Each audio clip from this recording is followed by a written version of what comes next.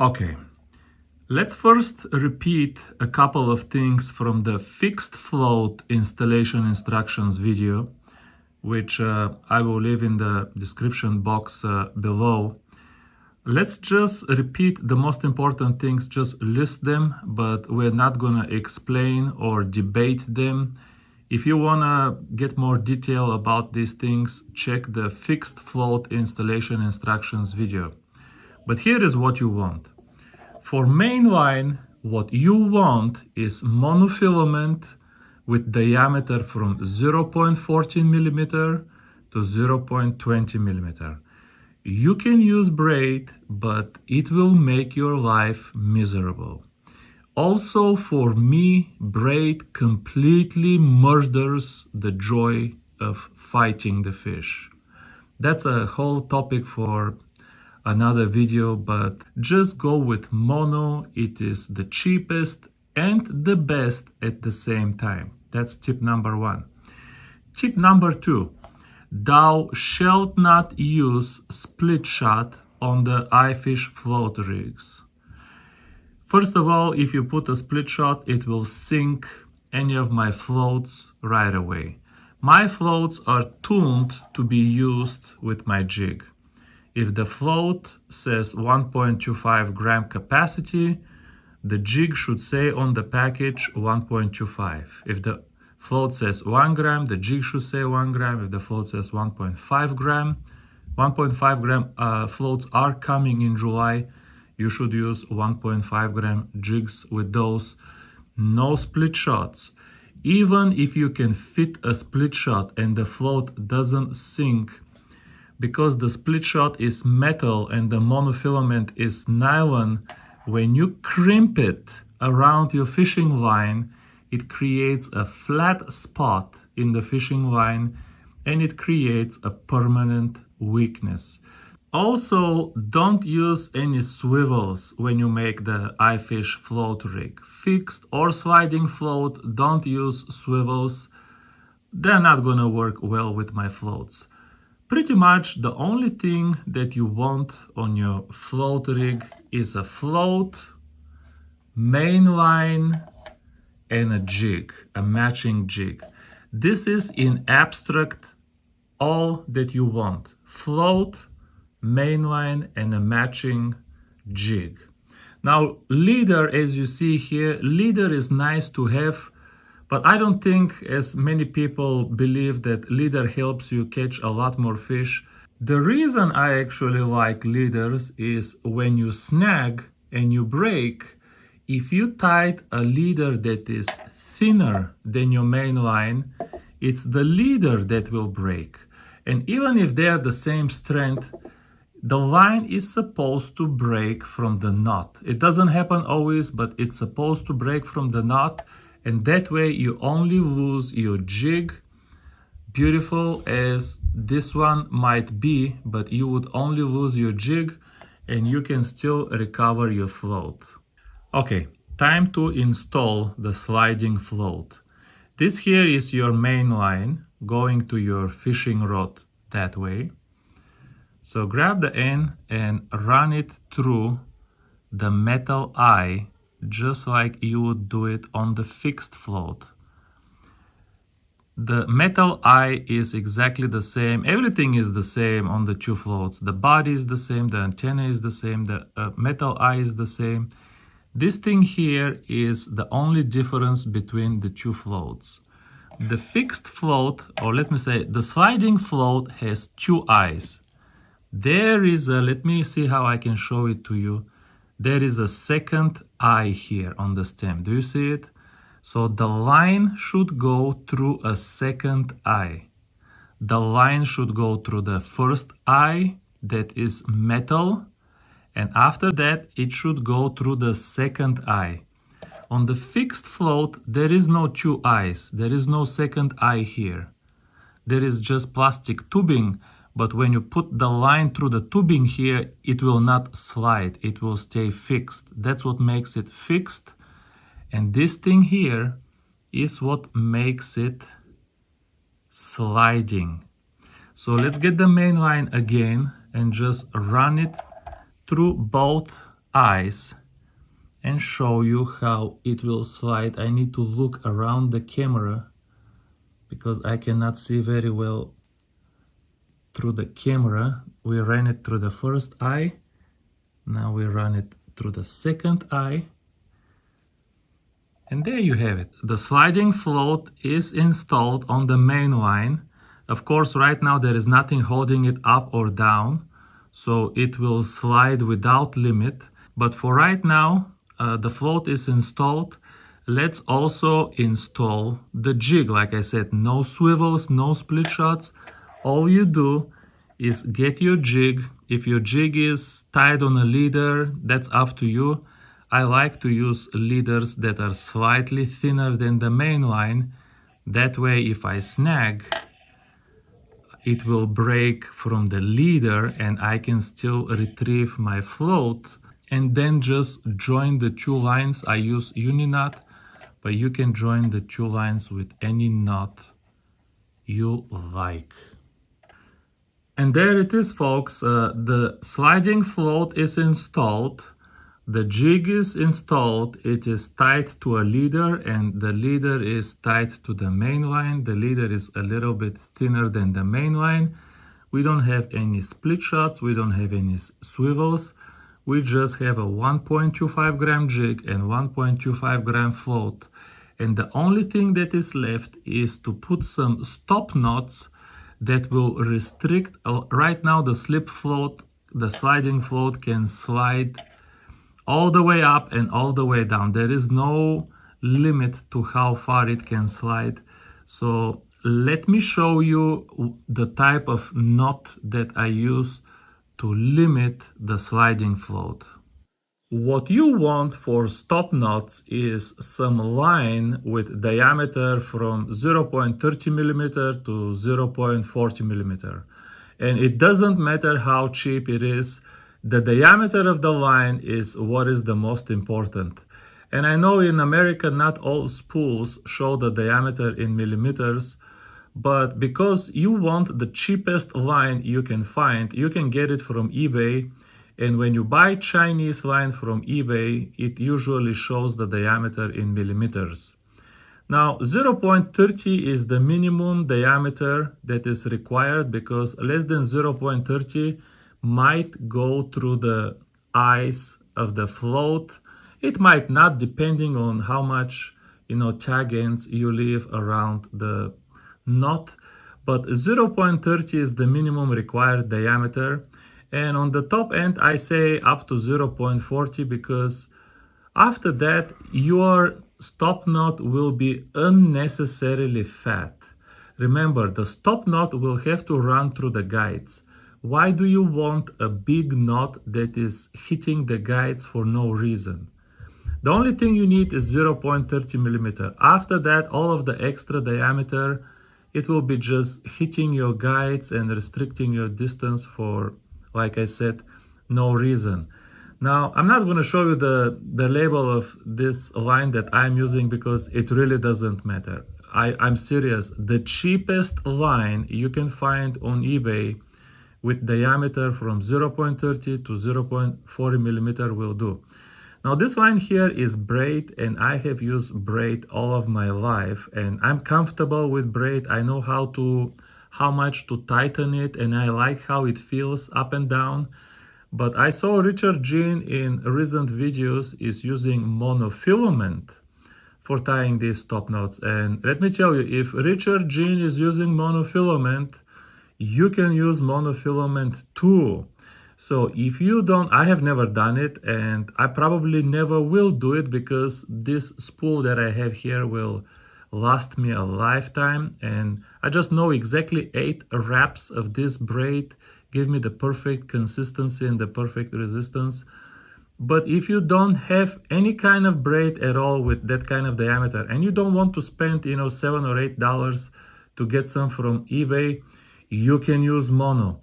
Another thing that's helpful is I hate high-vis lines, but for this purpose, because the knot will be above the surface or on the surface technically, it's good to have high-vis line for this knot because you will be able to see it when the knot comes and hits the eye, you know that the jig is all the way down. So if you're fishing 6 foot deep and you can see your knot all the way there come and hit the float, you know your jig is finally 6 foot under the float. But okay, here is my line. But for me, 5 inches of line is completely enough to tie the knot. Let me show you the knot that I tie now. So I tie my stop knots using uni knot with 8 or 9 wraps, but I can get it to work with 6 wraps, but I just like the look of 8 wraps. It looks long and elegant. I'm sure you can use other knots too.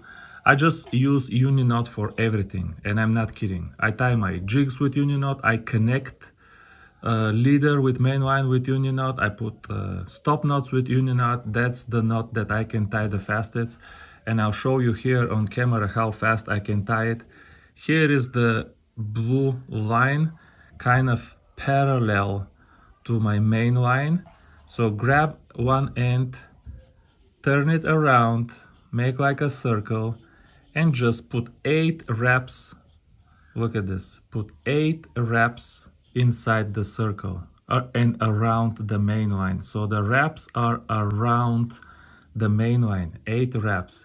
How difficult is that? I can do this fast even on camera. 1, 2, 3, 4, 5, 6, 7, 8. You can do it faster without shooting an instructional video.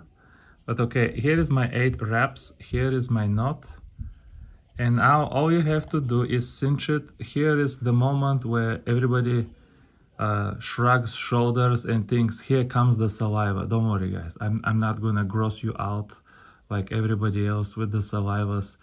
You can wet it, you can put saliva if you want, but you get the idea. Cinch the knot. Let me use my, I always have a bunch of pliers. Here at the boat, I have so many pliers. Let me use 2 pairs of pliers to cinch it up here. What the pliers do is, first of all, I can tie the entire knot with only 4 inches of line. But second of all, they give me very good control of the force with which I'm tightening the knot. It's kind of very easy to control with this. And let me tell you right away, do not over tighten. I know you want to over tighten it and not have to touch it again, but if you over tighten it, it will burn your line, and then you have to cut your line to tie another one, because what do you do? How do you remove it? You can't remove it if you over tighten it. So tighten it first to some level, then check it out by hand to see how much force it takes to move it up and down. And this one is actually perfect already. I don't need to tighten anymore. But if you want a little more, then grab it and tighten a little more, but do not over tighten, because you're gonna lose 5 minutes of cutting your line and having to tie another one. So all I'm gonna do now is get a blade. Scissors are not gonna work. Scissors don't work good with braid. I don't care if they're ceramic, maybe when they're brand new, but you need a blade and cut the ends and leave about 2-3 millimeter. Don't cut it flush. I cut it flush when I connect lines on the spool of the reel, but here you don't want to cut it flush. You want these ends sticking out a little bit, because it helps when they touch the eye of the float. The knot will not get stuck inside the eye. They kind of create additional obstacle here. So when you trim these, don't trim them all the way. Leave 2-3 millimeters. Sorry about that. Leave 2 or 3 millimeters and then cut it. And there you have it. This is your uni knot from cheap Chinese line. You don't need to buy these things from anybody. And now the float will slide until it hits the knot, and this knot, if it's high vis line, you'll be able to see it from 30 feet out, no problem. And if you set the knot, you can slide the knot to somewhere like 6 feet above the jig. And when the float slides up to the knot, it cannot slide anymore, and the jig will sink exactly 6 feet under the float. You can see how easy it slides. Now, one more thing here. Not everybody does it, and you don't technically need it, but I tie exactly the same knot under the float also. And you can put it, I don't know, 1 foot above the jig. You can put it 2 feet above the jig, wherever you want, 16 inches. But I don't want it, it's ugly to me. I don't want the float sliding all the way down to the jig and bumping on the jig. You're going to be hitting the little knot that you did to tie the jig. Then the knot will get stuck inside of the tubing here. You don't want your float banging all the way down to the jig. So take the extra, 2 minutes and tie exactly the same knot under the float also. But assuming that you do, your rig will look exactly like this. The float will slide from the lower knot to the top knot, and it slides so easy.